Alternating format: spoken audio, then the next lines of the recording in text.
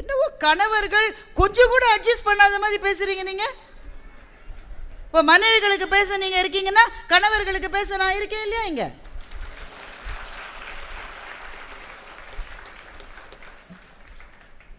தோசைய சட்டியிலிருந்து பெரட்டி எடுக்காம வாரி சுருட்டி எடுக்கிற மனைவியாவே இருந்தாலும் தோசை உப்புமா எல்லாமே இந்த உலகத்தில் ஒன்றுதானே. ஏன்னா நீங்க ஒரு அளவா வந்தா தோசை, அப்படி வரலன்னா வாரி சுருட்டி எடுத்தா உப்புமா. தோசையானால் என்ன, உப்புமா. அத்வைத்திகளினுடைய ஞான பார்வை கொண்டவர்கள் கணவர்கள் மாத்திரம்தான். அத்வைத்தி தான் சொல்லுவான் எல்லாமே ஒண்ணுதான் இந்த உலகத்தில். கோவிலும் ஒண்ணுதான், குப்பையும் ஒண்ணுதான், உப்புமாவும் ஒண்ணுதான், தோசையும் ஒண்ணுதான். இந்த மனநிலையில் பல தியாகிகள் கணவர்களாக குடும்பங்களில் இருப்பதால் கூட குடும்பங்கள் மிகச்சிறப்பாக நடக்கிறதுன்னு சொல்லலாமா இல்லையா?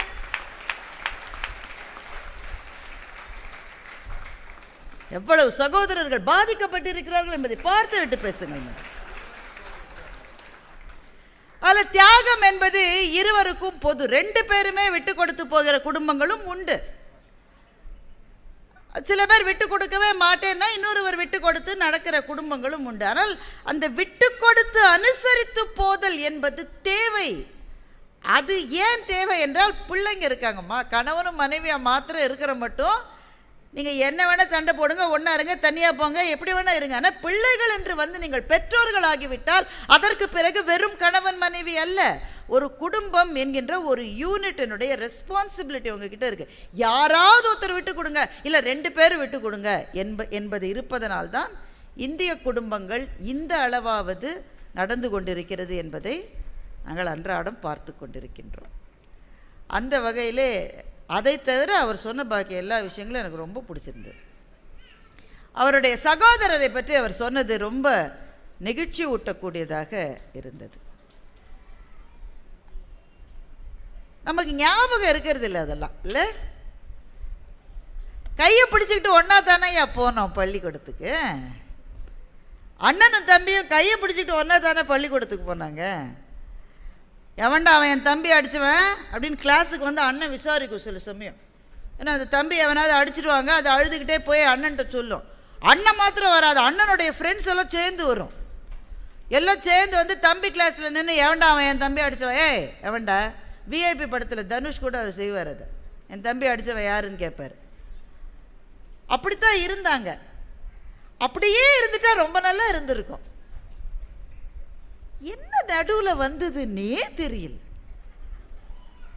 ஏதோ ஒன்று வந்து விலகிடுச்சு. இப்போ பாருங்களேன், எல்லாருக்கும் வாட்ஸ்அப் குரூப்ஸ் இருக்கும். எல்லாரும் ஒரு காலையில் எழுந்து குட் மார்னிங் சொல்கிறவனோட தொல்லை என்னால் தாங்கவே முடியல. கடல்கள் ஆழமானவை, மலைகள் உயரமானவை, குட் மார்னிங். ஏண்டா கொல்றீங்க, ஏண்டா கொல்றீங்க. நானே அலற ஏண்டா அடிச்சதுன்னு எரிச்சலில் எழுந்துக்கிற ஆள் நாமெல்லாம். உடனே ஒரு பறவை பறக்கிறது, ஒரு மீன் நீந்துகிறது, எங்களுக்கு தெரியாதாங்காட்டியும் குட் மார்னிங்.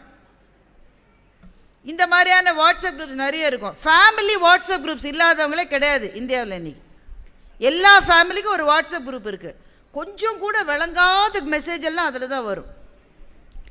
அதை தவிர சப் வாட்ஸ்அப் குரூப்ஸ் இருக்கும். ஒரு ஃபேமிலியில் 2 அக்கா தங்க இருக்காங்க, இல்லை 3 அக்கா தங்க இருக்காங்கன்னா அதுக்குள்ளே ஒரு வாட்ஸ்அப் குரூப் இருக்கும். இருக்கா இல்லையா? உண்மை சொல்லுங்கள் எல்லாரும். அது பெரும்பாலும் கணவர்களுக்கு தெரியாது. அப்படி ஒரு வாட்ஸ்அப் குரூப் இருக்கிற விஷயம் அவங்களுக்கு சொல்கிறது இல்லை, அவங்கள அந்த குரூப்பில் சேர்க்கறதும் இல்லை. போனால் போகிறதுன்னு சில சமயம் அம்மாவை சேர்த்துப்பாங்க, சில சமயம் அம்மா கூட கிடையாது. சகோதரிகளுக்கு மாத்திரமானது அது. சகோதரர்களுக்கு மாத்திரமான வாட்ஸ்அப் குரூப் இருப்பதாக அதிகாரப்பூர்வமாக அறிவிக்கப்படவில்லை இதுவரை. அது இருக்கிறதாவும் எனக்கு தெரியல. பேசிக்கவே மாட்டேன்றாங்க ஒரு வயசு வந்துட்டா. மகேஷ் தன்னுடைய அண்ணாவை பற்றி சொல்லும்போது, கல்யாணம் ஆகும்போது என் மனைவிட்ட சொன்னேன், அவர் ஒருவேளை கேட்டுட்டார்னா எல்லாத்தையும் நான் கொடுத்துட்டு இறங்கிடுவேன், அதுக்கு தயார் ஆக வேண்டும் என்று ஒரு வேண்டுகோளாக வைத்திருக்கிறார். அதற்கும் ஒத்துக்கொண்டு அவருடைய மனைவி தங்கச்சி ரொம்ப நல்ல பொண்ணு. அப்படி இருப்பவர்களை பார்ப்பது அபூர்வமாக இருக்கிறது. கதைக்குள் கதை என்று தலைப்பு சொல்லிவிட்டு மகேஷனுடைய வாழ்க்கையை பற்றி சொல்லும்போது, I want to say that he is an outlier. வித்தியாசமானவர்களில் அவர் குடும்பம் ஒரு குடும்பம். பல குடும்பங்கள் இன்றைக்கு அப்படி இல்லை என்பது நிதர்சனம். அதனால் முதல்ல ஒரு கதையோடு ஆரம்பிக்கிறேன். எழுத்தாளர் சுஜாதாவினுடைய ஒரு கதை. நீங்கள் நிறைய பேர் படிச்சிருப்பீங்க, வேகமாக படிச்சிடக்கூடிய கதை. அதனால் இந்த கண்காட்சியிலேயே அந்த கதை உங்களுக்கு நிச்சயமாக கிடைக்கும். அண்ணா டெல்லியில் இருக்கார், தம்பி சென்னையில் இருக்கான். எல்லாம் கல்யாணம் ஆகி நடுத்தர வயதில் இருக்காங்க. அண்ணா பெரிய பதவியில் இருக்கார், டெல்லியில் ஒரு மினிஸ்ட்ரியில் பெரிய பதவியில் இருக்கார். தம்பி ஒரு சாதாரண பதவியில் சென்னையில் இருக்கார். ஒரே ஒரு பிரச்சனை, அம்மாவை யார் வச்சுக்கிறது? ஒரு ஒப்பந்தம் போடுறாங்க, 6 மாதம் அண்ணன் வச்சுக்கணும், 6 மாதம் தம்பி வச்சுக்கணும். அந்த அம்மா கேட்குது, டேய் ஒரு இடமா என்னை இருக்க விடுங்கடா, அங்கேயும் இங்கேயுமா என்னை வழக்கழிக்காதீங்கடா, முடியலடா, வயசாயிருச்சுடா, ஒரு இடமா இருக்க விடுங்கடா. அதற்கு அண்ணன் தம்பிகள் ஒத்துக்கொள்ளவில்லை. அண்ணன் தம்பிகள் ஒத்துக்கொண்டாலும் அவர்களுடைய மனைவிமார்கள் கட்டாயமாக ஒத்துக்கொள்ளவில்லை. ஏன் அந்த அழிச்சவைய? ஏன் உங்கள் அண்ணா மனைவி வந்து வச்சுக்க மாட்டாங்களா? இப்போ பாரு, ட்ரெஸ் பண்ணிவிட்டு பியூட்டி பார்லருக்கு போய் டெல்லியில் பார்ட்டி அட்டன் பண்ணிட்டு இருக்கிறதுக்கு அவள் உங்கள் அம்மாவை வச்சு வேலைக்கு கஞ்சி செஞ்சு கொடுக்க நானா அப்படின்னு தம்பி மனைவி கேட்குது. அவள் என்ன செய்வான்? இப்போ 6 மாதம் முடிய போகுது. 6 மாதம் முடியுதுன்றது இந்த உலகத்தில் சூரியனுக்கு தெரிகிறதோ இல்லையோ, தம்பியின் மனைவிக்கு கட்டாயமாக தெரிகிறது. SMS அனுப்பிச்சிட்டிங்களா உங்கள் அண்ணனுக்கு? எதுக்கு? என்ன எதுக்குன்றீங்க? இன்னும் 12 நாளில் முடிய போகுது 6 மாதம். அவர் வராரா, நீங்களே டெல்லி கொண்டு போய் விட்டுட்டு வரீங்களான்னு கேளுங்க முதல்ல. உடனே தம்பி SMS, when are you coming to pick up mother? அண்ணா உடனே பதில் போடுறாரு, என்ன டெப்டேஷனில் போட்டான்ப்பா இந்த வருஷம், நான் வெளிநாட்டுக்கு போகிறேன், உங்கள் அண்ணியும் கூட வரேங்கிறா, அதனால் இந்த 6 மாதமும் நீயே வச்சுக்கோ. இப்போ தம்பிக்கு பயம், வீட்டுக்கு போக. இந்த வீட்டுக்கு போய் சொன்னால் என்னென்ன நடக்குமோன்னு பயம் தம்பிக்கு. மனைவிட்ட இந்த மாதிரி டெப்டேஷனா, இதையே சொல்கிறாரு உங்கள் அண்ணன். 3ஆவது தடவை இது. அவரை மாத்திரம்தான் டெப்டேஷன் அனுப்புவாங்களா? டெல்லியில் வேறு ஆஃபீஸரே கிடையாதா? இந்த தடவை நான் வச்சுக்க முடியாது என்னால். ஏம்மா அவங்க பாட்டுக்கு இருக்காங்க, அவங்க பாட்டுக்கு இல்லை, அவங்க பாட்டு பாடிக்கிட்டே இருக்காங்க. எந்நேரம் நான் என்ன செஞ்சாலும் தப்பு தப்பு தப்பு தப்புன்னு சொல்லிக்கிட்டே இருக்காங்க. 6 மாதம்தான் தாங்கும் எனக்கு, கொண்டு போய் விட்டுருங்க. உடனே அண்ணாவுக்கு தம்பி ஃபோன் பண்ணுறாரு, இல்லை நான் இந்த தடவை என்னால் வச்சுக்க முடியாது, இதை பாரு எனக்கு டெப்டேஷன் இருக்குது, இந்த ஒரு தடவை நீ வச்சுக்கோ, நான் அப்புறம் 1 வருஷம் வச்சுக்கிறேன், இது நீ 3ஆவது தடவை சொல்கிற, இது நடக்காது. 2 பேரும் ஒரு முடிவுக்கே வர முடியல. அந்த அம்மா சொல்லுது திரும்ப திரும்ப, டேய் ஒரு இடமா வச்சுக்குங்கடா, ஒரு இடமா வச்சுக்குங்கடா, முடியலடான்னு சொல்லிக்கிட்டே இருக்கு. இப்போ தம்பி என்ன பண்ணுறான், அவங்க குடும்ப நண்பர் ஒருத்தர் இருக்கார், அவங்க அப்பாவுக்கு அவர் நண்பர். அந்த நண்பருக்கு தம்பி ஃபோன் பண்ணி, அங்கிள் ரொம்ப பிரச்சனையாக இருக்குது, யார் வச்சுக்கிறதுன்னு, நீங்கள் வந்து கொஞ்சம் ஏதாவது ஒரு முடிவு சொல்லுங்கள். அவர் வர்றார் வீட்டுக்கு, உங்கள் பிரச்சனைக்கு ஒரு முடிவு கிடச்சிருச்சுப்பா. எப்படி கிடச்சிது? அண்ணன் அழைச்சிட்டு போகிறேன் ஒத்துக்கிட்டாரா? அவன் எங்கே ஒத்துக்க போகிறான், வேற ஒரு முடிவு கிடச்சிருக்கு. என்ன முடிவு அங்கிள்? உங்கள் அப்பா உயிரோடு இருந்தப்போ ஒரு ப்ராப்பர்ட்டி லிட்டிகேஷனில் இருந்ததுப்பா, நேற்றுக்கு தான் ஜட்ஜ்மெண்ட் வந்தது, உங்கள் அப்பாவுக்கு அந்த ப்ராப்பர்ட்டி வந்துருச்சு. இப்போ அவர் இறந்துட்டதுனால அவருடைய லீகல் ஹேர் உங்கள் அம்மா தானே, அதனால் உங்கள் அம்மா பேருக்கு அந்த ப்ராப்பர்ட்டி இப்போ வந்தாச்சு. 1 கோடி ரூபாப்பா ப்ராப்பர்ட்டியோட விலை. என்ன சொல்கிற? தம்பி உடனே அண்ணாவுக்கு SMS அனுப்பிச்சான், நீ சொல்வதை நான் ஆழமாக யோசித்து பார்த்தேன், அம்மா என்னோடு இருப்பது தான் சால சிறந்தது என்ற முடிவுக்கு நான் வந்துவிட்டேன் அப்படின்னு இவன் மெசேஜ் சென்ட் பண்ணுறதுக்குள்ளே டிங் அப்படின்னு அங்கேருந்து ஒரு SMS வந்தது. நான் யோசித்து பார்த்தேன், டெப்டேஷனாக பெருசு, பெற்ற தாயல்லவா எல்லாவற்றையும் விட பெரியது, அதனால் நானும் உன்னுடைய அண்ணியும் நேரடியாக வந்து நம்முடைய அம்மாவை நானே அழைத்து கொண்டு போவதாக முடிவு செய்து விட்டேன். அநேகமாக மெட்ராஸ்கே டிரான்ஸ்ஃபர் வந்து நான் அங்கேயே தான் இருப்பேன்னு நினைக்கிறேன் இனிமே. இப்போ பிரச்சனை அம்மாவை யார் வைத்துக்கொள்ளக்கூடாது என்பதல்ல, அம்மாவை யார் வைத்துக்கொள்வது என்பதற்கு. 2த்துக்கும் நடுவில் ஒன்றே தான் சார் நடந்திருக்கு. 1 கோடி ரூபாய் மதிப்புள்ள ப்ராப்பர்ட்டி அந்த வயதான பெண்மணியின் பேரில் வந்திருக்கிறது. சுஜாதா இதோடு கதையை முடித்து விடுகிறார். ஆனால் இந்த கதை முடிகிற கதை அல்ல, இது தொடருகிற கதை. செய்தித்தாளில் படிச்சிருப்பீங்களே, 1 வருஷம் முன்னாடி பாண்டிச்சேரியில் அண்ணனுக்கும் தம்பிக்கும் வீட்டுக்கு யார் உரிமை என்ற பிரச்சனை வந்து வயசான அம்மாவை வீட்டுக்குள்ளே வச்சு பூட்டிட்டே போயிட்டாங்க வீட்டை. பக்கத்து வீட்டில் இருக்கிறவங்க, இந்த அம்மா கத்துது, பசி எடுத்து கத்துது. பக்கத்து வீட்டில் இருக்கிறவங்க ஜன்னல் வழியாக பிஸ்கெட் பாக்கெட் எல்லாம் விட்டு எறிகிறாங்க. அது போதாமல் வீட்டில் இருக்கிற சுவற்றினுடைய காரையை பெயர்த்து அந்த அம்மா உண்டு இருக்கிறது, தின்னுருக்கு.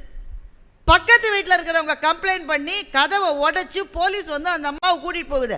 அண்ணனும் தம்பி அங்கே வந்து அங்கேயும் சண்டை போடுறாங்க, எதுக்கு வெளியில் விட்டேன் எங்கள் அம்மாவன். இது இருக்கிறதா இல்லையா?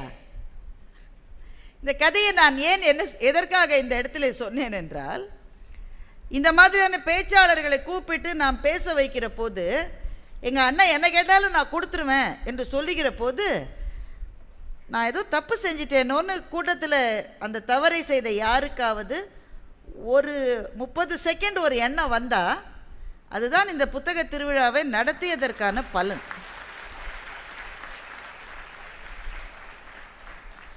நாங்கள் ஏன் செய்யணும்? நான் தான் கிடைச்சேனே, வேற யாரும் இல்லையா? ஏன் அவன் செய்யக்கூடாதா? எங்கள் அக்கா சிங்கப்பூரில் இருக்காள், அவன் வச்சுக்கூடாதா?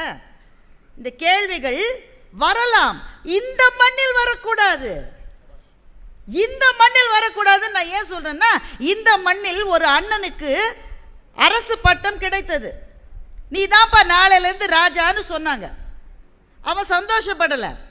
அடுத்த நாளே கூப்பிட்டே, ஏய் நீ ராஜா கிடையாது, உன் தம்பியை தான் அரசனாக்க போறேன், நீ காட்டுக்கு போய் 14 வருஷம் இருக்கணும்னு சொன்னாங்க.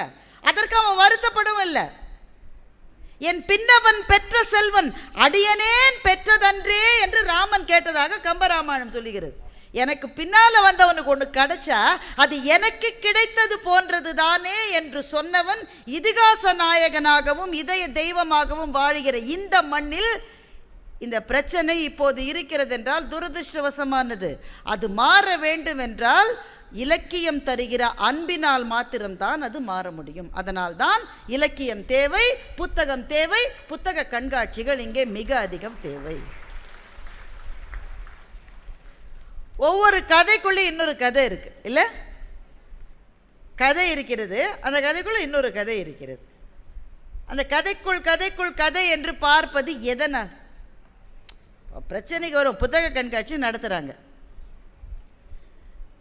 நிறைய பேர் வந்து புத்தகத்தை வாங்கிட்டு போகிறாங்க, அப்படி தானேங்க? வாங்குறாங்களே, எல்லாம் சுமார தலையாட்டுறீங்க, வாங்கிட்டு போகிறாங்க. புத்தக கண்காட்சியில் வாங்குகிற புத்தகத்தை எத்தனை பேர் முழுமையாக படிக்கிறார்கள்? ஒரே ஒரு அக்கா மட்டும் நான் படிக்கிறேங்க.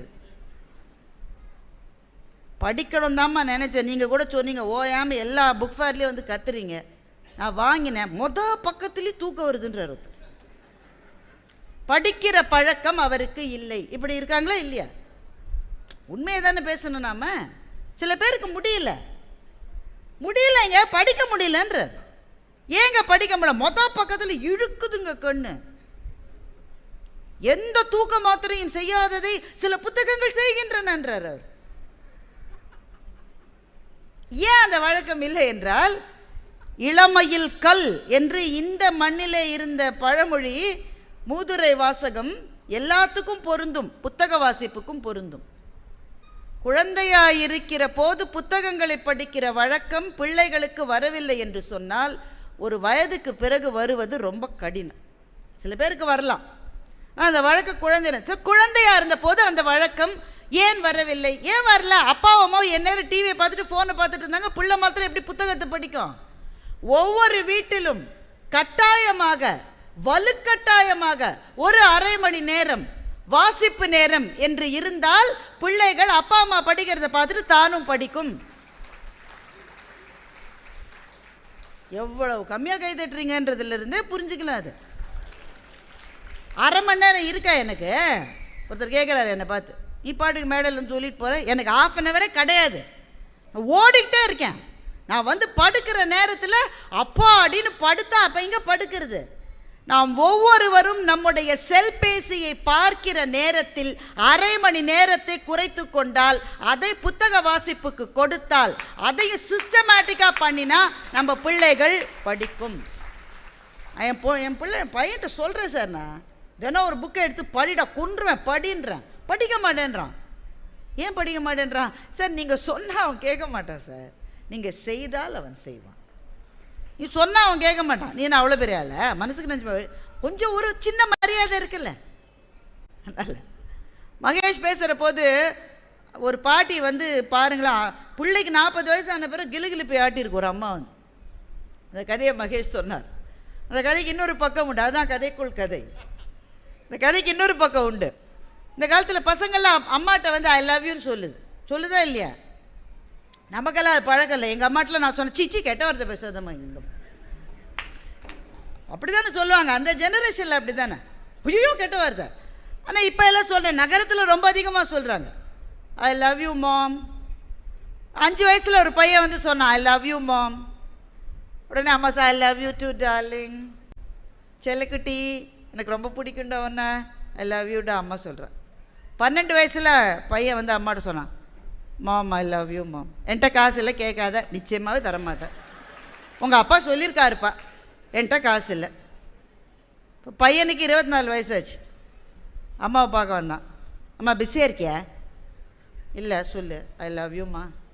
அந்த பொண்ணு சரியில்லைப்பா, நேற்றுக்கு கூட்டிகிட்டு வந்தேன், அந்த பொண்ணு தானே, அந்த பொண்ணு சரியில்லை, அவன் குடும்பத்துக்கு ஆகவே மாட்டா.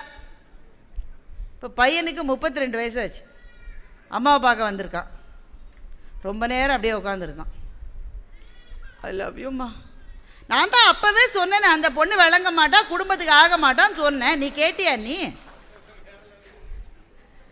இப்போ பையனுக்கு 40 வயசாயிருச்சு, 45 வயசாயிருச்சு. அம்மாவுக்கு நல்ல அதிக வயசு. பையன் அம்மாவை பார்க்க வரான். அம்மா ஐ லவ் யூம்மா. நான் எதுலேயுமே கையெழுத்து போட மாட்டேன்ப்பா, உங்கள் அப்பா போகும்போது சொல்லிட்டு போயிருக்கார். ஒரே கிளிகிளிப்பை, ஒரே சத்தம், ஆனால் ஆள் தான் வேறன்ற மாதிரி, ஒரே வாசகம், ஒரே பொருள், சொன்னவனுடைய மனத்திலே இருப்பது வேறு வேறு. நமக்கு என்ன இந்த கதையிலிருந்து புரிந்து கொள்ள வேண்டிய, கதைக்குள் இருக்கிற கதை என்றால், பிள்ளைகள் நமக்கு உயிரானவர்கள், நம்முடைய ஆன்மாவின் ராகங்கள் அவர்கள்தான், நம்முடைய சுவாசமும் அவர்கள்தான். ஆனாலும் முதுமையில் நம் காலில் நாம் நிற்பதற்கு நாம் தயாராக இருக்கிற அளவுதான் அந்த அன்பு இருக்க வேண்டும். அவங்களுக்கு தான் வாழ்கிற வாழ்க்கை அவங்களுக்காகத்தான். ஆனால் என்னுடைய தன்மானத்தையும் சுயமரியாதையையும் இழந்து விடுகிற அளவுக்கு ஏமாளிகளாக இருந்துதான் பாசத்தை காட்ட வேண்டும் என்பது அவசியம் இல்லை என்பதுதான் கதைக்குள்ளே இருக்கிற கதை. மகேஷ் பேசுகிறப்போ சொன்னார் அவருடைய வீட்டில் அந்த சிவப்பு இது மொட்டை மாடியில் சிவப்பு கலரில் போட்டு அதில் அவங்க அண்ணன் எல்லாம் எழுதி வச்சுருக்கோம். பென்சீன் ரிங் வந்து இப்போ கூட எனக்கு ஞாபகம் இருக்குது. படிக்கிற பிள்ளைகளுக்கு பென்சீன் ரிங் எப்படி இருக்குன்னு தெரியும். ஒரு பிள்ளை ரொம்ப பாவம் கஷ்டப்படுது, இந்த ஆண்டி எப்போ தான் முடிப்பாங்கங்குது. பென்சீன் ரிங்குன்றதுங்க இப்படி இருக்கும், அறுகோணம் கொண்டது பென்சீன் ரிங். பென்சீன் ரிங்கில் 6 கார்பனும் 6 ஹைட்ரஜனும் இருக்குது. கொஞ்சம் கெமிஸ்ட்ரி கிளாஸ் மாதிரி இருக்கோ, அவ்வளோலாம் டீட்டெயில்டெல்லாம் போகாது. 6 கார்பனும் 6 ஹைட்ரஜனும் இருக்கிறது தான் பென்சீன் ரிங். இந்த பென்சீன் ரிங்கோடைய ஸ்ட்ரக்சர் எப்படி இருக்குன்னு கண்டுபிடிப்பதற்காக விஞ்ஞானிகள் பல காலம் உண்மையிலேயே தலையை பிச்சுக்கிட்டாங்க. ஏன்னா இந்த பென்சீனில் 6 கார்பன் இருக்குல்ல, அதுக்கு முன்னாடி 5 carbon, 4 carbon, 3 carbon, 2 carbon, single carbon இருப்பது, மீத்தேன், ஈத்தேன், ப்ரோப்பேன், பியூட்டேன், இது எல்லாத்துக்குமே ஸ்ட்ரெயிட் லைன் ஸ்ட்ரக்சர், நீள நீளமாக இருக்கும் அது. ஆனால் இந்த 6 கார்பன் இருக்கிற பென்சீனுடைய ஸ்ட்ரக்சர் நீளமாக வர முடியல. அது எப்படி இருக்குன்னு விஞ்ஞானிகள் ரொம்ப காலம் ஆராய்ச்சி பண்ணி கண்டுபிடிக்கவே முடியல. வில்லியம் கேகுலே என்கின்ற ஒருவர் தான் கடைசியில் பென்சீன் ரிங்கோட ஸ்ட்ரக்சரை கண்டுபிடிச்சாரு. ஏன் இது நேராக இருக்காதுயா, லைன் மாதிரி இருக்காது, இது பென்டகன் மாதிரி இருக்காது, அறுகோணம் கொண்டது, ஹெக்ஸகன் மாதிரி இருக்கும், அறுகோணம் கொண்டது என்பதை கேகுலே என்ற சயின்டிஸ்ட் கண்டுபிடிச்சார். அதைத்தான் மகேஷோட அண்ணன் தரையில் வரைஞ்சி படிச்சிருக்காரு. இந்த கதைக்குள் இருக்கிற கதை என்னன்றதை நான் இப்போ சொல்கிறேன். வில்லியம் கேகுலே பல ஆண்டுகளாக ஆராய்ச்சி செஞ்சு பைத்தியம் பிடிக்கிற நிலைமைக்கு போயிட்டாரு, கண்டுபிடிக்க முடியல. அவருடைய வீட்டுக்காரமா அநேகமாக அதை டைவர்ஸ் பண்ணுற நிலைமைக்கு வந்திருக்கும் இல்லைங்களா. ஒரு ஆள் எந்நேரமும் எப்படி ஸ்ட்ரக்சர் இருக்கும்னு யோசிச்சுக்கிட்டே இருந்தால் இந்த அம்மா என்ன செய்யும்? வீட்டில் இருக்கிற அம்மா, அவருக்கு ஊன் இல்லை, உறக்கம் இல்லை, உணர்வுகள் இல்லை, அவருக்கு சோஷியல் லைஃப் கிடையாது, சினிமாவுக்கு போக மாட்டார், ட்ராமாவுக்கு போக மாட்டார், கடைக்கு போக மாட்டார், ஷாப்பிங் இல்லை, கிறிஸ்மஸ் இல்லை, எதுவுமே கிடையாது. எந்நேரம் மனத்தில் ஒரே கேள்வி, பென்சீன் ரிங்கோட ஸ்ட்ரக்சர் எப்படி இருக்கும்? நீங்கள் யோசிச்சு பாருங்களேன், இந்த மாதிரி மேதைகளினுடைய மனைவியாக இருப்பது எவ்வளோ கஷ்டம் இல்லை? அல்லது மேதைகளினுடைய கணவர்களாக இருப்பது எவ்வளோ கஷ்டம் இல்லை? இந்த உலகத்தில் என்ன நடக்கிறதுக்கும் அவங்களுக்கு சம்பந்தமே கிடையாது. அவங்க பாரதியாரை பற்றி சொன்னார் தம்பி. அவங்க வீட்டில் அரிசி இல்லைங்க. இங்கே கொஞ்சம் வயதானவர்கள் இருக்கீங்க, உங்களுக்கு தெரியும். இந்த உலகத்திலே கஷ்டமான விஷயம் என்னென்னா, சாப்பிட்ற நேரத்தில் பக்கத்து வீட்டுக்கு போய் அரிசி கடன் வாங்குறதுங்க. அந்த நிலைமை யாருக்குமே வரக்கூடாது. ஆனால் அப்படிலாம் சில வாழ்க்கைகள் இருந்திருக்கு. ஒலையில் தண்ணி கொதிக்க வைக்கிறதுன்னு என்னன்னு தெரியுமாங்க? அது வேறு பயமாக இருக்குது. சில பேர் படிக்கவே கூடாதுன்னு ஒத்த காலில் நிற்குது, சொல்லவும் பயமாக இருக்குது நமக்கு. ஒலையில் தண்ணியை கொதிக்க வச்சுட்டு பக்கத்து வீட்டுக்கு போய் அரிசி கடன் வாங்கிட்டு வந்திருக்காங்க. மகாகவி பாரதியினுடைய மனைவி செல்லம், அவருக்கு தான் இவர் கடிதம் எழுதியிருக்காரு. என்னை பற்றி கவலைப்படுகிற நேரத்தில் நீ தமிழை நன்றாக கற்றுவா. அரிசிக்கு வழி இல்லையா? தமிழ் அப்புறம் கற்கலாம், முதல்ல அரிசி தானே வேணும். மேதைகள் அப்படித்தான் இருப்பார்கள். மேதைகளினுடைய மனைவிகளாக வாழ்வது தான் கஷ்டம். இன்னும் தமிழை நன்றாக கற்றுவா. இவர் கடிதம் எழுதிட்டாரு, அரிசி இந்த அம்மா பக்கத்து வீட்டில் வாங்கிட்டு வந்திருக்கு. சரி, குளிச்சுட்டு தான் ஒலை வைப்பாங்க அந்த காலத்தில். அரிசியை வச்சுட்டு அந்த அம்மா குளிக்க போயிருக்கு. இவர் இப்போ அங்கே வந்து உட்காந்துருக்கார். அந்த நேரம் பார்த்து 2 குருவி வந்துருக்கு. குருவிக்கு கொஞ்சம் அரிசியை போட்டாரோ, அது குஷியாக சாப்பிடுது. ஆஹா, மிக அழகாக அரிசியை தின்கிறது, இன்னும் கொஞ்சம் அரிசியை போட்டுருக்க. கொஞ்ச நேரத்தில் பார்த்தா 10-15 குருவி வந்துருச்சு. அரிசி கடன் வாங்கின அரிசி முழுக்கவும் போட்டார். செல்லம்மா வெளியில் வந்தால் எப்படி வயத்தறிச்சலாக இருந்திருக்கும் மட்டும் யோசிச்சு பாருங்க. என்ன பண்ணியிருக்கீங்க? உடனே இவர் சொல்கிறாரு, விட்டு விடுதலையாகி நிற்பாய் அந்த சிட்டுக்குருவியை போலே, 8 திக்கும் பறந்து திரிகுவை, ஏறிய காற்றில் விரைவோடு நீந்துவை, மட்டுப்பாடாதெங்கும் கொட்டி கிடக்கும் அவ்வானொலி என்னும் மதுவின் சுவை உண்டு, விட்டு விடுதலையாகி நிற்பாய் அந்த சிட்டுக்குருவியை போல. ஆகா, கவிதை பிரமாதமாக வந்திருக்கிறது. அந்த அம்மா மனசுல என்ன நினைச்சதோ தெரியாது. அரிசி போனது தானே. இப்படித்தான் கவிஞர்கள், மேதைகள், விஞ்ஞானிகள், when they put their mind onto an idea, வேற எங்கேயுமே அவங்களால போக முடியாது, அதுலயே இருப்பாங்க. வில்லியம் கேகுலே அப்படித்தான் இருந்தார். ஒரு நாள் இரவு அவரையும் மறந்து அசந்து தூங்கினார். அவருக்கு ஒரு கனவு வந்தது. ஒரு பாம்பு தன்னுடைய வாலை தானே கவ்விக்கொள்ளுவது போல அவருக்கு ஒரு கனவு வந்தது. அந்த கனவு கண்ட உடனே அதிர்ந்து எழுந்தார். எனக்கு பென்சின் ஸ்ட்ரக்சர் கிடைச்சிருச்சு. It's not a straight line structure, it is hexagon in shape. பாம்பு தன்னுடைய வாலை தானே கவ்வுவது மாதிரி இது வளைவாக இருக்கிறது என்பது தூக்கத்தில் வந்த கனவில் அவருக்கு கிடைத்தது. அப்படித்தான் பென்சின் ஸ்ட்ரக்சர் இந்த விஞ்ஞான உலகம் நமக்கு கொடுத்தது. இப்போ சில பேர் கேட்கலாம், கடவுள் வந்து அவருக்கு கனவிலே கொடுத்துருக்கலாம். உண்மையாக இருக்கலாம். ஒரு ஆள் இப்படி கஷ்டப்படுறான்னு கடவுளே பொறுக்க முடியாமல் கூட வந்து கொடுத்துருக்கலாம். ஆனால் இன்னொன்று என்னவென்றால், சில சமயம் நாம் சில கேள்விகளை தேடி போகிற போது, சில புத்தகங்களை நாம் தேடி போகிற போது, சில கனவுகளுக்காக நாம் பயணம் மேற்கொள்ளுகிற போது, எல்லா வாயில்களும் பட்டுவிட்ட நிலையில் கொஞ்சம் கூட வெளிச்சம் இல்லாத இருள் நிரம்பிய வீதிகளில் நடக்க வேண்டி இருந்தால், எங்கிருந்தோ ஒரு கதவு திறந்து எங்கிருந்தோ ஒரு வெளிச்சம் வரும். அது கடவுள் நமக்கு கொடுத்த அருள் என்றும் சொல்லலாம். இப்படிப்பட்ட முயற்சிகளுக்கு நிச்சயமாக மேலிருந்து ஒரு பதில் கிடைக்கும் என்றும் அதை நாம் எடுத்துக்கொள்ளலாம். கேகுலே ரொம்ப அதிர்ஷ்டசாலிங்க. அவருக்கு கனவுலேயே ஆன்சர் கிடைச்சிருச்சு. அதிர்ஷ்டசாலி தான், ஆனால் உழைப்பால் நிரம்பி அதிர்ஷ்டசாலி. அந்த உழைப்பு இருந்தால்தான் அந்த அதிர்ஷ்டம் வரும். ஊழையும் உப்பக்கம் காண்பர், உலைவின்றி தாழாது உயற்றுபவர் என்று இந்த மண்ணின் முதல் விவேகியான வள்ளுவன் அதைத்தான் சொன்னான். உனக்கு கிடைக்க கூடாதுன்னு விதியே இருந்தா கூட, நான் இதை பெற்றே தீருவேன் என்ற முயற்சி இருந்தால் விதிகள் மாற்றி எழுதப்படும் என்பது இந்த மண் நமக்கு சொல்லிக் கொடுத்த வேதம். இலக்கியங்கள் நமக்கு இதைத்தான் தருகின்றது. கதைக்குள்ளே கதை. எல்லா கதைக்குள்ளே இன்னொரு கதை இருக்கு தெரியுமா? காக்கா வந்து வடை எடுத்துட்டு போன கதை இருக்குல்ல. எல்லாரும் நம்ம வாழ்க்கையில் கேட்டால் முதல் கதை அதுவாக தான் இருக்கும். அப்படி தானே? என்னங்க என்ன ஸ்ருதி கம்மியாகிக்கிட்டே போகுது நேரம். காக்கா வடை சுட்ட கதையை எங்கள் பாட்டி என்கிட்ட சொன்ன போது, அப்படியா காக்கா வந்துச்சா, வடையை எடுத்து போச்சா, பாட்டிகிட்டேருந்து வடையை திருடிக்கிட்டு போனோன்னே நரி வந்துச்சா, காக்கா காக்கா நீ ரொம்ப அழகாக பாடுவியாமே அப்படின்னு நரி சொல்லிச்சா, காக்கா உடனே வாயை திறந்து பாடிச்சா, வடை கீழே விழுந்தது, நரி எடுத்து ஓடிச்சா. நாங்களாம் கைத்தட்டி. நம்ம பையன் இப்படி கேட்க மாட்டேன்றான்.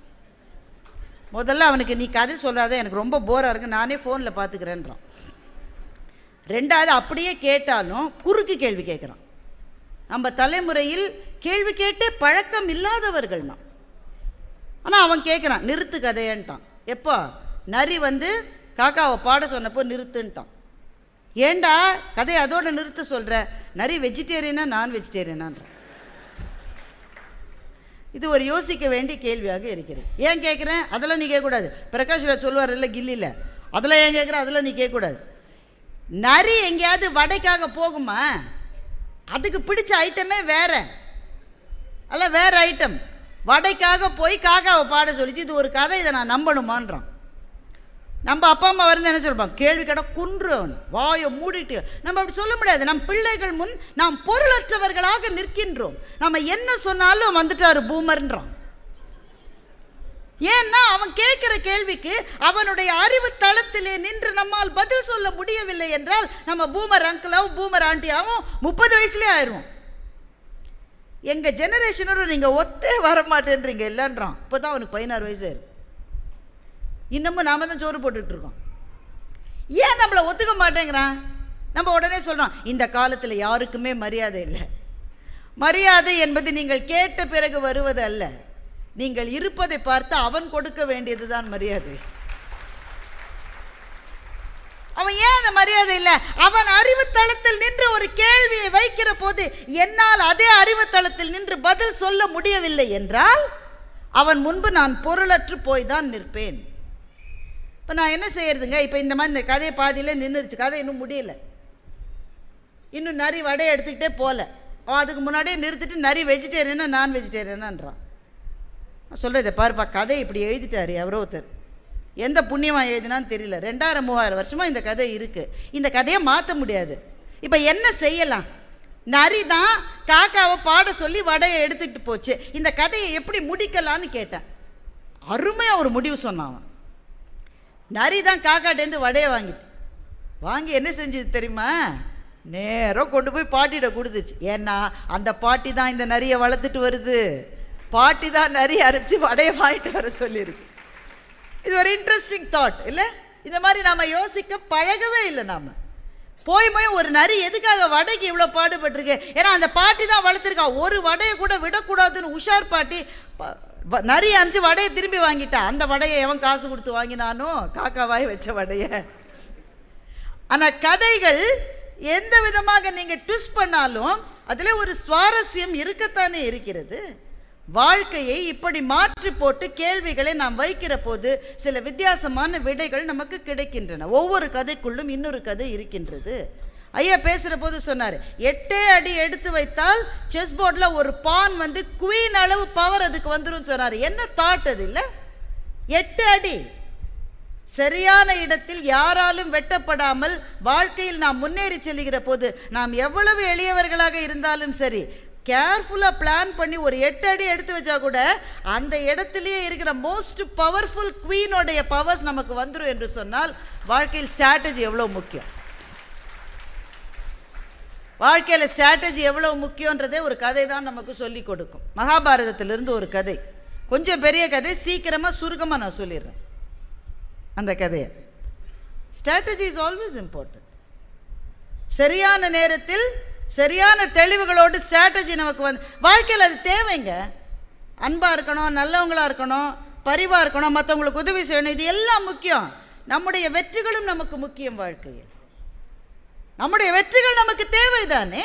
நாம் இருக்கிற இடத்தில் நாம் அடைய வேண்டிய உயரங்களை யாராவது ஒருவர் தடுத்தார் என்று சொன்னால் அதோடு முட்டி மோதி அந்த இடத்தில் போய் நின்று நான் இங்க நிப்பேன் என்று சொல்ல வேண்டியது நமக்கு அவசியமா இல்லையா? அதற்கான ஸ்ட்ராட்டஜியும் கதைக்குள்ளே இருக்கிற கதைகள் நமக்கு சொல்லி கொடுத்து கொண்டே இருக்கின்றன. எந்த காலத்திலும் ரொம்ப முக்கியமான ஒரு ஸ்ட்ராட்டஜி. சில சமயம் வாழ்க்கையில் பிரிவுகள் வரும். பிரிவு வந்தால் என்ன செய்யணும்?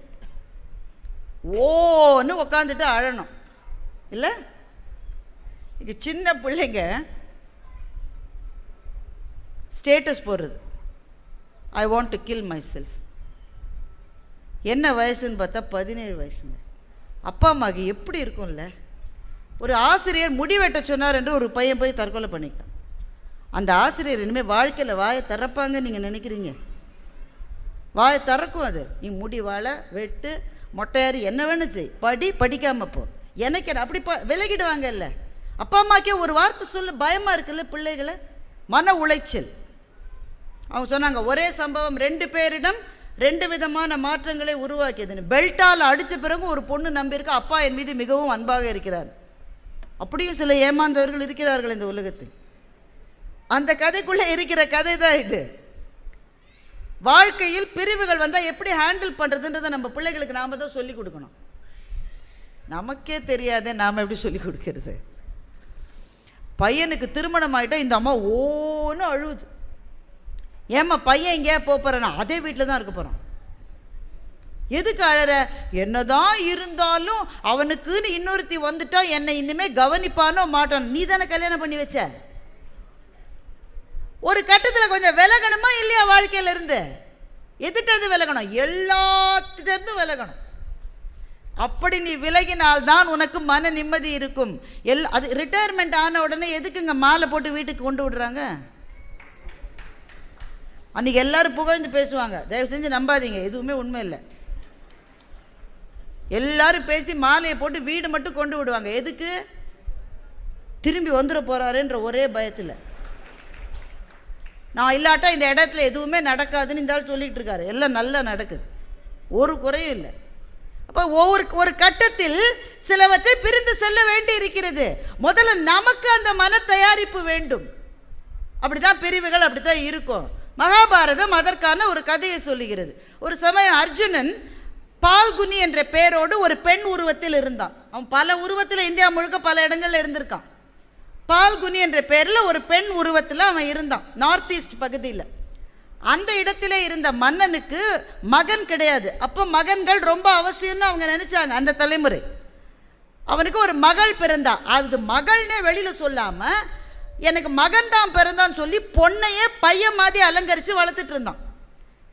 அவள் பேர் சித்ராங்கதா. ஆனால் அந்த பேரை சித்ராங்கதன்னு மாற்றி எனக்கு மகன் தான் இருக்கான், மகளே இல்லைன்னு சொல்லி. அப்போ ஒரு பெண் ஆண் உருவத்தில் இருக்கிறாள் சித்ராங்கதன். ஒரு ஆண் பெண் உருவத்தில் இருக்கிறான் பால்குனி, அது அர்ஜுனன். இவங்க 2 பேரும் சந்திக்கிறாங்க. என்ன நடக்கும்? எல்லா இடத்துலையும் என்ன நடக்குமோ அதான் நடக்கும்.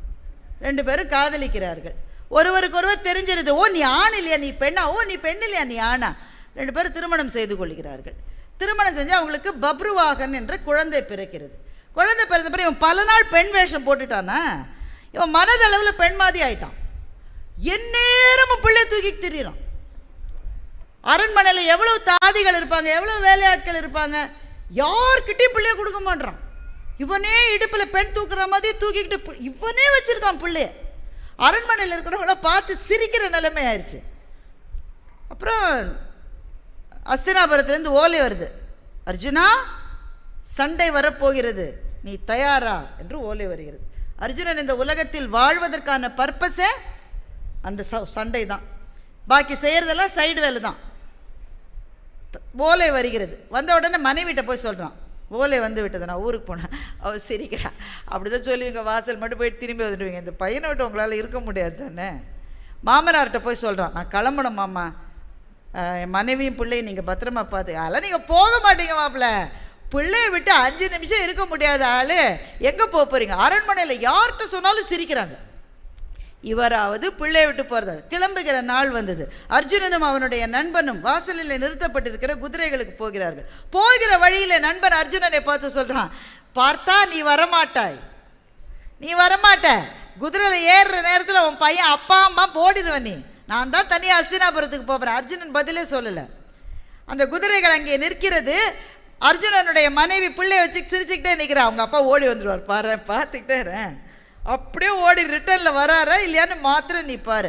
அர்ஜுனன் குதிரையில் ஏறினான். அவனுடைய குதிரையை அப்படி பண்ண உடனே அது கிளம்பி போச்சு. ஒரு முறை கூட திரும்பி பார்க்காமல் அர்ஜுனன் போனான். ஒரு முறை கூட திரும்பி பார்க்கவில்லை. அவனுடைய ஃப்ரெண்டால் அதை தாங்க முடியல. அவன் திரும்பி திரும்பி பார்க்குறான். அந்த அதிர்ச்சியில் உறைந்திருக்கிற அந்த மன்னனும் அர்ஜுனனுடைய மனைவி, அந்த சின்ன குழந்தை, ஃப்ரெண்டுக்கு அழுக வருது. அப்படி அழகான். பார்த்தா நீ மனுஷனா, நீ மனுஷனாடா, திரும்பி கூட பார்க்காம வரியடா, எப்படிடா முடியுது? நெஞ்சில் போட்டு வளர்த்தியடா பிள்ளைய 3 வருஷம், திரும்பி கூட பார்க்காம வரியடா, என்னடா ஆச்சு உனக்கு? அர்ஜுனன் சொன்னான், உறவின் மேன்மையை அறிந்தவர்கள் தான் பிரிவையும் சரியாக செய்ய முடியும் என்று அர்ஜுனன் சொன்னான். ஏன் பிரிவு அவன் தேடி போனதல்ல, ஒரு பர்பஸ் இருக்கு, ஒரு வேலை இருக்கு. அந்த வேலையை செய்யறதுக்கு தான் நீ இருக்கனாக்கா, எங்கள் அக்கா இல்லாமல் என்னால் இருக்கவே முடியாது, நான் ஒரு நாள் கூட எங்கள் அம்மாவை விட்டு இருந்தது இல்லை, எங்கள் பையனை விட்டு நான் எப்பவுமே இருக்க மாட்டேன். பிரிவுகள் வாழ்க்கையில் கட்டாயம் நேரும். சில தற்காலிகமானவை, சில நிரந்தரமானவை. இங்கே இருக்கிற உங்க பிள்ளைகளுக்கு அது சொல்லுங்க. 13 வயசுல சொல்லுங்க, 14 வயசுல சொல்லுங்க. அது ரொம்ப சின்ன பிள்ளை, அதுக்கு அது ஒன்றுமே தெரியும். உங்களை விட நிறைய தெரியாது. முதல்ல அது புரிஞ்சுக்கணும். உங்களை விட அவளுக்கு நிறைய தெரியும். இதை பாருமா, வயசுன்றது ஒன்று இருக்குது, ஏதாவது ஒன்று வரும். ஆனால் அதில் ஏதோ தப்பாயிருச்சுன்னு வச்சுக்கோயேன், அதற்காக நான் வாழ்க்கையை வெறுக்கிறேன், இந்த உயிரையே வெறுது, அதெல்லாம் தேவையில்லை. இதெல்லாம் வரும் போகும். ஒரு பஸ்ஸு போனால் இன்னொரு பஸ்ஸு வருண்டா கண்ணு, ஒரு காதல் போனால் இன்னொரு காதல் வருண்டா கண்ணு. வாழ்க்கை ரொம்ப பெருசு. தப்பு செய்யாத, ஜாக்கிரதையாயிரு. ஒருவேளை அப்படிதான் வந்துட்டா இட்ஸ் ஓகே. பிரிவிலே நீ நகர்கிற போது எது நகர வைத்தது அர்ஜுனனே? பர்பஸ். அவனுடைய வாழ்க்கைக்கென்று ஒரு காரணம் இருக்கிறது. அந்த காரணத்தை நோக்கி நடக்கிற போது உறவுகளும் பிரிவுகளும் மாறி மாறி வரும் என்கின்ற சமநிலை அவன் மனதில் இருந்தது.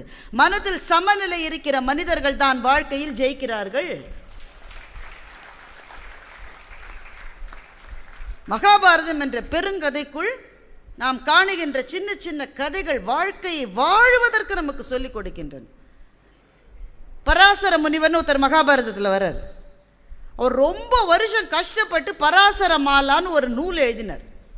படாத பாடுபட்டார் அந்த நூலை எழுத.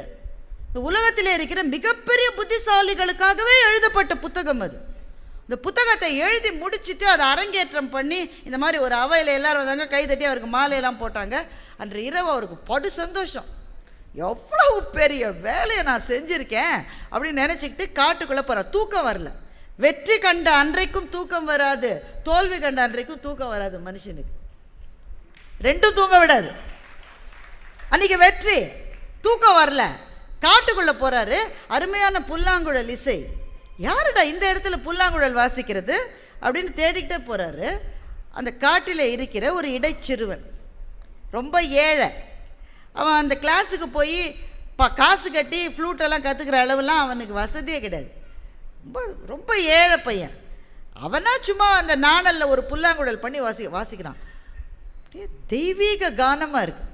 அந்த மியூசிக் எவ்வளோ நல்லா இருக்குன்னா, அவன் எந்த மரத்தில் சாஞ்சிருந்தானோ அந்த மரத்தினுடைய கிளையே தாழ்ந்து வந்து அந்த பாட்டை கேட்குது. அந்த மரத்தில் இருக்கிற பூக்கள் காலையில் மலர்கிற பூக்கள், ஆனால் இந்த சங்கீதத்தை கேட்டு இரவிலே அந்த பூக்கள் மலர்கின்றன. அப்படிப்பட்ட சங்கீதம். அவன் தன்னை மறந்து வாசிக்கிறான். இதை பார்த்த உடனே பராசர முனிவர் அப்செட் ஆகிட்டார். கலைஞர்களே இப்படித்தான், வேற ஒருத்தருக்கு கை தட்டிட்டா தாங்கிக்கவே முடியாது. நான் கூட நல்லா தான் செஞ்சேன், இருந்தாலும் இப்போ பராசர முனிவர் என்ன நினைக்கிறாருன்னா, நான் எவ்வளோ பெரிய வேலையை செஞ்சுருக்கேன், இவன் ஒன்றுமே இல்லை, ஒரு சாதாரண பையன். இவனுடைய சங்கீதத்துக்கு இயற்கையே தலை வணங்குகிறது. என் புத்தகத்தை புரிஞ்சுக்கிறதுக்கே உலகத்தில் 3-4 பேர் இருந்தால் ஜாஸ்தி, நான் பண்ண வேலையே வேஸ்ட்டுன்னு சொல்லி அந்த நூல் சுவடிகள் எல்லாத்தையும் தீயில போட்டு கொளுத்த போகிறார். அப்போ நாரத முனிவர் வந்து, நிறுத்தி, என்ன செய்கிற நீ?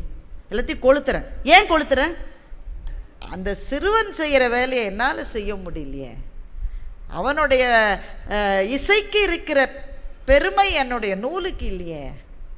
நாரதர் சொன்னார், பராசரா என்ன செஞ்சுக்கிட்டு இருக்கேன்? இந்த காடு இருக்குல்ல, சுற்றி பாரு. இந்த காட்டில் யானை எப்படி நடந்து வரும்? எப்படி நடந்து வரும்? கால் அதிர நடந்து வரும். அது நடந்தாலே ஒரு 2 மரம் கீழே விழும், அவ்வளோ பெரிய யானை இருக்குது. இதே காட்டில் தேன் சிட்டு இருக்கேன், நீ பார்த்துருக்கியா? ஆமாம் பார்த்துருக்கேன். அந்த தேன் சிட்டு பறந்து போகிற தடம் கூட இல்லை. தேன் செட்டு பறந்து போனால் கூட நமக்கு தெரியாது, நம்ம கண்ணு முன்னா போனால் கூட நமக்கு தெரியாது, அவ்வளோ சின்னது அது. ஆனால் இந்த காடு காடாக இருப்பதற்கு யானையும் தேவை, தேன் செட்டும் தேவை தானே. அப்படித்தான் அவனுடைய திறமை அவனுக்கு, அதனால் சிலருக்கு மகிழ்ச்சி கிடைக்கிறது. உன்னுடைய திறமை உனக்கு, அதனால் சிலருக்கு மகிழ்ச்சி கிடைக்கிறது. 2 பேருமே இந்த உலகத்துக்கு தேவை. எவ்வளவு பெரிய தத்துவம் இல்லை இது. சில சமயம் நம்ம பண்ணுற வேலை வேஸ்ட்டுன்னு நமக்கு தோணும். தினம் காலையில் எழுந்திரிச்சு அதே மாதிரி பாலை காய்ச்சி, அதே மாதிரி தோசையை தட்டி, அதே மாதிரி இட்லிக்கு மாவு அரைச்சி, அதே மாதிரி ரசத்தை செஞ்சு, அந்த ஆள் முகத்தில் ஒரு சிரிப்பை காணுமே. ஃபோனை பார்த்துக்கிட்டே சாப்பிட்டுட்டு போகிறார். இந்த ஃபோனை பார்த்துக்கிட்டே சாப்பிட்றதுன்னு வந்துட்டதுனால ஒரே ஒரு நிமிஷம் அதை பற்றி சொல்லிடுறேன். ஒரு காலம் இருந்தது, முகத்தோடு முகம் பார்த்து நாம் எல்லாம் சாப்பிட்ட காலம். நம்முடைய முகத்தை பார்த்து நம்முடைய இலையில் யாரோ சோறு வைத்த காலம். இலையை பார்த்தல்ல, முகத்தை பார்த்து. எனக்கு போறோம்மா, என்ன போறோம், முகத்தில் இன்னும் சோர்வு இருக்கு, இன்னும் ஒரு கரண்டி போடு. இன்னைக்கு யாருமே யார் முகத்தையும் பார்க்கறது இல்லை. அது வருது, பிச்சு பிச்சு தின்னுது, அது போகுது. அப்போ தான் டேபிளில் உட்காந்துருக்காரு, அந்த அம்மா பிளேட்டு வைக்குது, 2 இட்லியை வைக்குது, 2 சட்னியை வைக்குது. ஃபோனை பார்த்துக்கிட்டே ஒரு சட்னியை மாத்திரம் சாப்பிட்றாரு. எந்திரிச்ச உடனே, ஏன் இன்னைக்கு கார சட்னியை வைக்கல, கண்ணை திறந்து பாரு, பக்கத்துலேயே இருக்கு, பக்கத்துலேயே வச்சிருக்கு. பையன் உட்காந்துருக்கான், வந்த உடனே அலோன்னு பேசிட்டே வெளில போயிடுறான். இப்போ தான் பிரதம மந்திரி அவரை கூப்பிட்ருக்காரு, அடுத்தது இந்தியாவுக்கு என்ன செய்யலாம் என்ற முக்கியமான ஆலோசனைக்காக. சாப்பிட்ற ஒரு 10 நிமிஷம் சாப்பாட்டுக்காகவே நம்ம இருக்கிற மாதிரி நம்மளால் இருக்க முடியாது. அந்த கதையை அப்படியே விட்டுட்டு இந்த கதைக்கு வரேன். இந்த உலகம், அதற்கு யானையும் தேவை, தேன் செட்டுகளும் தேவை. 2ம் இருந்தால்தான் உலகம் சமநிலையில் இருக்கும். என்னதான் இருந்தாலும் யானை மாதிரி நான் இல்லை அப்படின்னு என்னைக்கா ஒரு குருவி நினச்சிருக்கா? என்னதான் இருந்தாலும் குருவி மாதிரி என்னால் பறக்க முடியலன்னு எப்போது மீன் நினச்சிருக்கா? மனுஷன் மாத்திரம் ஏன் சார் அப்படி இல்லை? நான் அவனை மாதிரி இல்லை. அந்த அக்காவுக்கு 800 சேலம் இருக்கும். ஐயோ ஐயோ ஐயோ, இங்கே 80க்கே வழியை காணும். மற்றவர்களோடு நம்ம ஒப்பிட்டு கொண்டே இருக்கிறோம்ல. அதில் என்ன பியூட்டின்னா, நம்ம ஒரு ஏணியில் ஏறுறோம், நம்ம இங்கே இருக்கோம், நமக்கு முன்னாடி ஒருத்தர் இருக்கார். நம்ம இந்த ஆளை பார்த்து நாசமாக போகிறோம், நல்ல கார் வச்சுருக்கான், எங்கள் மாமனார் தான் வாங்கி கொடுத்தாரு, ஒரு டப்பா கார், எப்படியாவது அவன் வச்சுருக்கிற கார் எல்லாம் சொல்லி இங்கே போயிடும். இந்த காரை வாங்கிட்டோம் உடனே எவ்வளோ நீங்கள் மகிழ்ச்சியாக தானே இருக்கணும். இதுவே போதும், மகேஷ் சொன்ன மாதிரி இருக்கணும்ல. ஒரு பயம் அப்படி நினைக்கிறேன்னு. இப்போ இவனை பார்க்குறத விட்டுட்டோம், அதுக்கும் மேலே ஒருத்தர் இருக்கான், அவனை பார்க்குறோம், அவன் வச்சிருக்கிற கார் எனக்கு இல்லையே. இந்த நிலை வருகிற போது மகிழ்ச்சி என்பது வாழ்க்கையில் எப்படி கிடைக்கும்? கண்ணதாசன் சொன்னார், இன்னொருத்தருக்கான இடம் எனக்கு இல்லையான்னு நினைக்காதடான்னு சொன்னார். அவரவர்க்கு வாய்த்த இடம் அவன் போட்ட பிச்சை, அறியாத மானிடர்க்கு அக்கறையில் இச்சை என்று கண்ணதாசன் இதை மிக அழகாக சாப்பிட்றதை பற்றி சொன்னதுனால அதற்கும் மகாபாரதத்தில் ஒரு கதை இருக்குது, அதை சொல்லி நான் நிறைவு செய்கின்றேன். கதைக்குள்ளே எத்தனை கதைகள் பாருங்கள். மகாபாரதத்தில் ஒரு கதை, ஒரு அரசன் என்ன பண்ணுற, சின்ன பையன் அரசன் ஆயிட்டானே தவிர வயசு ரொம்ப கம்மி, சின்ன பையன். அவன் சண்டை போட்டு ஜெயிச்சு எப்படியோ அரசன் ஆயிட்டான். ஆனால் வாழ்நாளெல்லாம் போர்க்களத்திலேயே கழிச்சிட்டான். இப்போ தான் ஒரு மாதம் செட்டில் ஆகி அரண்மனைக்கு முதல் முறையாக வந்திருக்கான். இந்த அரண்மனை பந்தாலாம் அவனுக்கு தெரியவே தெரியாது. அதனால நல்ல காஸ்ட்லியாக ஒரு ஷெஃப் அப்பாயிண்ட் பண்ணோம். நிறைய சம்பளம் கொடுத்து அசலர் என்கின்ற ஒரு சமையல்காரரை தன்னுடைய தலைமை சமையல்காரராக அப்பாயிண்ட் பண்ணியிருக்கான். அசலர் முதல் நாள் அரசனுக்கு விருந்து என்ன ஸ்ப்ரெட் இருக்கும் யோசிச்சு பாருங்க. அவ்வளோ உணவு வகைகளை வைத்திருக்கிறார். இவனுக்கு சாப்பிடவே தெரியாது. இவன் எப்பவுமே போர்க்களத்தில் குதிரை முதுகில் உட்கார்ந்து கொண்டு சாப்பிட்டவன். எதை சாப்பிட்றதுன்னு தெரியல. அங்கேயும் இங்கேயும் பார்த்துட்டு ஒரு வாழைப்பழத்தை எடுத்தான், அதை தோலை உரித்து தூக்கி போட்டு அதை அப்படியே வாய்க்குள்ளே போட்டுக்கிட்டான். அந்த அசலர் சொன்னால், அறிவு இருக்காடா மடப்ப இல்லைன்னு. சுற்றி இருக்கிறவெல்லாம் நடுங்கிட்டான். அரசனை பார்த்து சொல்கிறான், இந்த ஆளுக்கு இனிமேல் தலை இருக்காது. அந்த அரசன் ஆனால் புத்திசாலி, நான் என்ன தவறு செய்தேன்னு கேட்குறான். அவன் தான் அரசனாக இருக்கணும். என்னையா நீ சொல்ல போனா என்பதல்ல, நான் என்னை எப்படி திருத்திக்கணும் என்று நினைக்கிறவர்கள் தான் தலைமை பதவிக்கு வருவதற்கு தயாராக இருக்கிறார். நீங்கள் பெரிய கலைஞர், நான் என்ன தப்பாக செஞ்சேன்? ஒரு குரங்கு வாழைப்பழத்தை சாப்பிட்டு நீ பார்த்துருக்கியா? அது ஒரு நாளும் தோலை அப்படியே உரித்து தூக்கி போடாது, கொஞ்சம் கொஞ்சமாக அந்த தோலை உரித்து தான் சாப்பிடும். ஏன் தெரியுமா? நமக்கு சில சமயம் தோணும், இந்த உலகத்துக்கு பழம் தானே வேணும், தோல் வேஸ்ட்டு தானே, எல்லாரும் தோலை உரிச்சு கீழே தானே போடுறான், கடவுள் ஏன் வேஸ்டான ஒரு பொருளை படைச்சிருக்காருன்னு நமக்கு தோணும். ஆனால் உபயோகமுள்ள ஒன்றை பாதுகாக்க உபயோகமில்லாத ஒன்று வேண்டும் என்றால் உபயோகம் இல்லாததற்கும் ஒரு உபயோகம் உண்டு. குரங்கு கொஞ்சம் கொஞ்சமாக உரிச்சு தான் சாப்பிடும், அதை கூட நீ பார்த்தது இல்லையா? அவன் சொன்ன எனக்கு தெரியாதுங்க, நான் போர்க்காலத்திலே இருந்துட்டேன், எனக்கு சாப்பிட சொல்லி கொடுங்கன்னு கேட்டேன். நம்ம பிள்ளைகள் எல்லாருக்கும் நம்ம இப்போ நிறைய கிளாஸுக்கு அனுப்புகிறோம், ஸ்விம்மிங் கிளாஸ், அந்த கிளாஸ். முதல்ல ஈட்டிங் கிளாஸ்ன்னு ஒன்று ஆரம்பித்து அதுக்கு அனுப்பணும். எப்படி சாப்பிட்ணுன்னு சொல்லி கொடுக்கணும். நீ எப்படி வேணால் சாப்பிடு, ஒன்று வேஸ்ட் பண்ணாது. ஏதாவது ஒன்று ஆர்டர் பண்ண வேண்டியது, this is yuck, I don't even like this. என்ன கழுதைக்கு ஆர்டர் பண்ண பண்ணி பிளேட்டில் பாதி அப்படியே வச்சுட்டு எந்திரிச்சு போக வேண்டியது. நீ அது சமைக்கிறவர்களை அவமானப்படுத்துவது. அந்த உணவை உன்னுடைய தட்டுக்கு கொண்டு வந்த விவசாயியை நீ அவமானப்படுத்துகிறாய். அப்படியே சாக்கடை இருப்பது வேஸ்ட் பண்ணாது, உனக்கு எவ்வளோ வேணுமோ அதை மாத்திரம் போடு. சாப்பிட்ற அந்த 10 நிமிஷம் நீயும் உணவும் மாத்திரம்தான் இந்த உலகில் இருக்கிறீர்கள் என்று மாத்திரம் நினைத்து நீ சாப்பிடு. உனக்கு ஃபோன் இல்லை, உனக்கு டிவி இல்லை, உனக்கு கேர்ள் ஃப்ரெண்ட் இல்லை, உனக்கு யாருமே இல்லை இந்த உலகத்தில், நீயும் உன்னுடைய உணவும் 2 பேர் மாத்திரமே இருக்கிறீர்கள் என்று நினைத்து 10 நிமிஷம் சாப்பிட, அந்த சாப்பாடு கொடுக்கிற தெம்பே வேறு ரேஞ்சில் இருக்கும். அதை விட முக்கியமாக அந்த சாப்பாட்டை உன்னோட இலையில் வச்சு பார்த்துக்கிட்டு இருக்கால ஒருத்தி, உன்னுடைய அம்மாவோ உன்னுடைய மனைவியோ, அவளுக்கு அதை விட சந்தோஷம் எதுவுமே கிடையாது.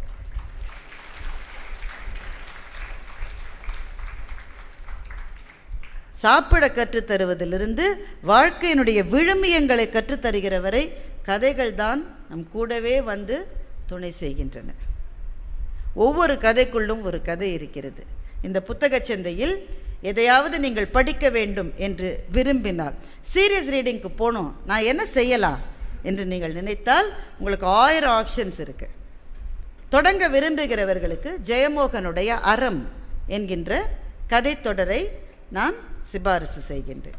அதிலே அறம் என்ற பெயர் கொண்ட கதை, அது கதை தான், ஆனால் அந்த கதைக்குள்ளே ஒரு கதை இருக்கிறது. அந்த கதையில் ஒரு எழுத்தாளர், அந்த எழுத்தாளரே ஒரு பதிப்பகத்தார். இது நான் சொல்றது 1950 நடக்குது, சுதந்திரத்துக்கு பிறகு. பள்ளி பிள்ளைகளுக்கு 100 புக்ஸ் எழுதணும்னு சொல்லி அந்த பதிப்பாளர் அந்த எழுத்தாளர்கிட்ட ஒரு அசைன்மெண்ட் கொடுக்குறார். 100 புத்தகம் எழுதணும், காந்தியை பற்றி, நேருவை பற்றி, தாகூரை பற்றி, பாரதியாரை பற்றி, எல்லாரை பற்றியும் எழுதணும். 100 சுதந்திரம் கிடைச்ச புதுசுங்க, 100 புக்கு வேணும். எதுக்குள்ளே வேணும்? ஒரு வருஷத்தில் வேணும். 100 புக்கு ஒரு வருஷத்தில் எழுதணும்னா ஒரு புக்கு 3 நாளில் எழுதணும். கம்ப்யூட்டர் கிடையாது, வேர்டு கிடையாது, முக்கியமாக சாட் ஜிபிடி கிடையாது, நீயே சொந்தமாக பேனா வச்சு எழுதணும். அந்த எழுத்தாளர் அந்த அசைன்மெண்ட்டை ஒத்துட்டார். ஏன்னா அவன் பொண்ணுக்கு கல்யாணம் பண்ணால் அவர்கிட்ட காசு இல்லை, ஏழை, பரம ஏழை. 5000 ரூபாவை ஏதோ கொடுக்குறதா ஒத்துக்கிட்டார். எழுத்தாளர் அப்பப்போ 100 ரூபாய் 200 ரூபாய் வாங்கிட்டு, ஐயா நீங்களே வச்சுக்கோங்க, என்கிட்ட கொடுத்தா செலவு வச்சிருவேண்ணா, நீங்களே வச்சுக்கிட்டு மொத்தமாக கொடுங்கன்னு கேட்குறாரு. 100 புக்கு எழுதியாச்சு, எல்லாம் பப்ளிஷ் ஆயாச்சு.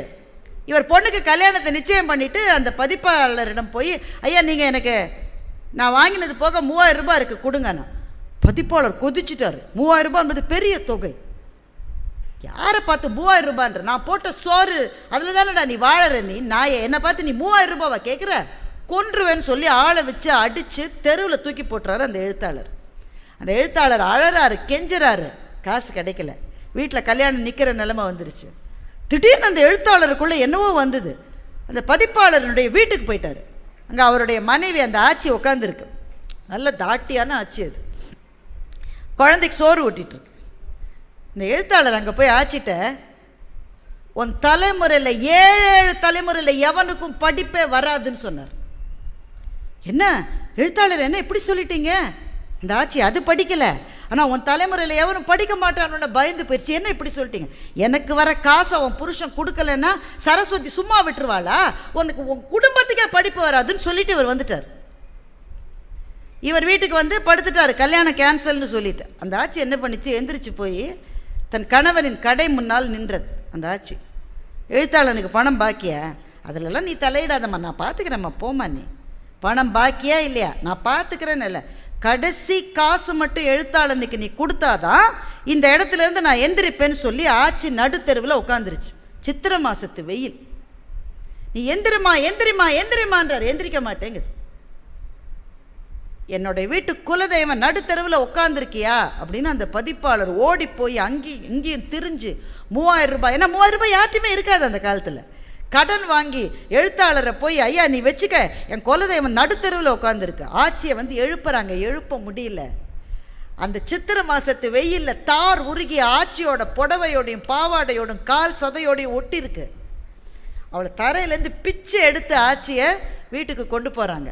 எழுத்தாளனுக்கு காசு கொடுத்தியா? கொடுத்துட்டேன் தாய், கொடுத்துட்டேன் தாய்.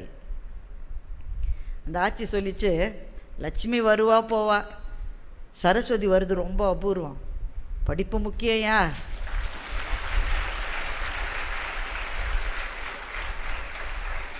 எழுத்தாளனை கூப்பிட்டு மன்னிப்பு கேளுங்குது. எழுத்தாளர் வராரு, பதிப்பாளர் மன்னிப்பு கேட்குறார். எழுத்தாளருக்கு பேச்சே வரல. நான் என்னம்மா செய்யணும்? ஒன்றும் செய்ய வேணாம், எங்கள் குடும்பத்தில் படிப்பு வரணும்னு வார்த்தை மாத்திரம் சொல்லுங்கள். ஒரு எழுத்தாளனுடைய சொல்லுக்கு அவ்வளவு சக்தி இருக்கிறது. எழுதுகிறவன் என்ன சாமானியமாக நினைக்க முடியுமா? நம்ம அவன் சொல்லு, அவன் நெருப்புனா வெந்து போகும். நெருப்புனா வாய் வெந்துருமான்னு கேட்கிறல. ஒரு எழுத்தாளன் நெருப்பு என்று எழுதினால் தீச்சுடும். அதனால் தான் தீக்குள் விரலை வைத்தால் நந்தலாலா உன்னை தீண்டும் இன்பம் தோன்றுதடா நந்தலாலான்னு இந்த மண்ணில் ஒரு கவிஞன் எழுது. எழுத்து என்பதும் கல்வி என்பதும் படிப்பு என்பதும் வாழ்க்கைக்கு ஒளியேற்றுகிற தீபங்கள் நண்பர்களே. எழுத்தாளனுக்கு இந்த மண்ணில் அப்படிப்பட்ட மரியாதை உண்டு. அந்த எழுத்தாளர் சொன்னாரு, அன்னைக்கு ஒரு ஆட்சி மதுரையில் நீதி கேட்டா, இன்னைக்கு ஒரு ஆட்சி எனக்காக நீதி கேட்டா, அறம் என்கிட்ட இல்லை அவகிட்ட தான் இருக்குன்னு என்று அந்த எழுத்தாளர் சொல்வதோடு அந்த கதை முடிகிறது. பெண்களிடம் அறம் என்பது வாழ்ந்த மண். இது ஆண்கள்கிட்ட அறம் இல்லையானா ஆண்களின் அற உணர்வை போற்றி பாதுகாத்ததே பெண்ணின் அறம்தான் இந்த மண்ணில். அந்த அறத்தைத்தான் எழுத்து வளர்க்க வேண்டும், இலக்கியம் வளர்க்க வேண்டும். அந்த அறத்தால் வருகிற அன்பைத்தான் எழுத்து வளர்க்க வேண்டும், இலக்கியம் வளர்க்க வேண்டும். அது புத்தகங்களினாலும் எழுத்தாளர்களினாலும் மாத்திரம்தான் சாத்தியம். எனவேதான் புத்தக திருவிழா என்று நீங்கள் நடத்துவதை விட பெரிய சரஸ்வதி பூஜை வேறு எதுவும் இருக்க முடியாது. வீடுதோறும் கலையின் விளக்கம், வீதிதோறும் 2 பள்ளி, நாடு முற்றிலும் உள்ளன ஊர்கள் நகர்கள் எங்கும் பல பல பள்ளி, தேடு கல்வி இல்லாதன ஊரை தீயனுக்கு இரையாக மடுத்தல், கேடு நீக்கும் அமுதம் என் அன்னை கேண்மை கொள்ள வழி இவை கண்டீர் என்று மகாகவி பாரதி சொல்றான். எல்லாரையும் படிக்க வைங்கடா, சரஸ்வதி பூஜை அதுதான்டா என்று சொன்ன கவிஞன் வாழ்ந்த இந்த மண்ணில் புத்தக திருவிழா என்று நீங்கள் நடத்துவதை விட கலைமகளுக்கான விழா வேறு எதுவும் இருக்க முடியாது. ஒரு எழுத்தாளன் மானுட சமூகத்தினுடைய மனசாட்சி. எழுத்தாளன் இறந்து போகலாம், அவனுடைய எழுத்து இறந்து போகாது. எழுத்தாளன் வாழ்ந்த காலத்திலே இருந்த ஒரு கல் கூட இல்லாமல் போகலாம், ஆனால் அவனுடைய சொல் வாழும். அந்த சொல்லை சொந்தமாக்குகின்ற இந்த புத்தக திருவிழா இதே போன்ற சிறப்போடு, இதைவிட பிரம்மாண்டமான சிறப்போடு எல்லா காலங்களிலும் நடக்க வேண்டும் என்ற என்னுடைய பிரார்த்தனையை வேண்டுகோளாக வைத்து இதை நடத்தி கொண்டிருக்கின்ற மாவட்ட நிர்வாகத்துக்கும் இதை சிறப்பிக்கிற உங்களை போன்ற வாசிப்பு அன்பர்களுக்கும் என்னுடைய நன்றியை சமர்ப்பித்து விடைபெறுகிறேன். வணக்கம்.